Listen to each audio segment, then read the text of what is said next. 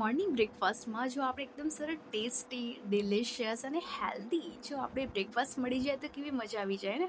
બપોર સુધી ભૂખ ન લાગે અને એકદમ હેલ્ધીમાં હેલ્ધી નાસ્તો લઈને આજે હું તમારી સાથે આવી ગઈ છું. એના માટે સૌથી પહેલાં આપણે કઢાઈ લઈશું. કઢાઈમાં આપણે જાડી સેવૈયા એટલે કે 1 કપ જેવી આપણે જાડી સેવૈયા એને એડ કરીશું. 1 ચમચી ઘી આપણે એડ કરીશું અને એને ધીમા તાપે સોટે કરીશું.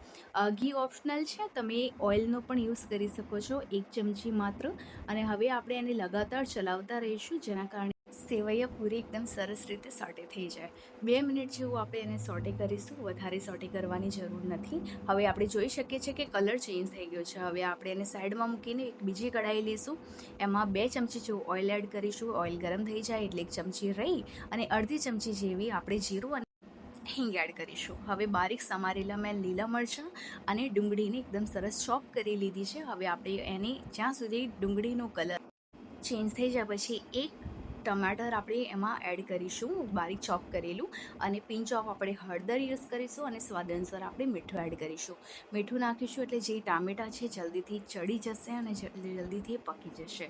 હવે આપણે મસાલામાં એક મેગીનું પેકેટ યુઝ કરીશું અને થોડું પાણી એડ કરી દઈશું, જેના કારણે જે આપણો મસાલો છે મસાલો નીચેથી ચીપકે નહીં અને બળે નહીં. અને જે ટામેટાં છે એ પણ સરસ રીતે ચડી જશે. થોડું મેં એમાં મરચું એડ કર્યું છે અને થોડું જેવું મેં ધાણા જીરું એડ કર્યું છે ટેસ્ટ માટે. બાકી તમે સ્કીપ પણ કરી શકો છો. મેગીના ટેસ્ટના કારણે પણ આ સેવૈયા આપણી ખૂબ જ ટેસ્ટી લાગશે.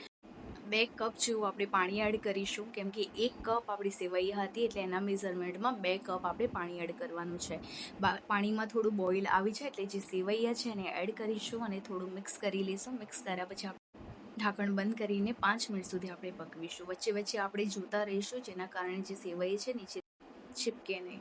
સેવઈમાં ઓલમોસ્ટ જેટલું પાણી છે પાણી બધું બળી ગયું છે. હવે આ સ્ટેજ ઉપર આપણે ગેસની ફ્લેમને ઓફ કરી દઈશું અને 5 મિનિટ માટે આપણે ઢાંકણ બંધ કરી દઈશું, જેના કારણે સેવઈ એકદમ ખીલી છે, એકદમ ઠંડી થઈ ગઈ છે અને બહુ જ ખીલી સેવૈયા આપણી રેડી છે. જો વિડીયો પસંદ આવ્યો હોય તો લાઇક શેર કમેન્ટ કરવાનું ભૂલતા નહીં. મારી ચેનલ ઉપર જો તમે નવા છો તો પ્લીઝ ચેનલને સબસ્ક્રાઈબ કરવાનું ન ભૂલતા. Thank you so much. Radhe Radhe.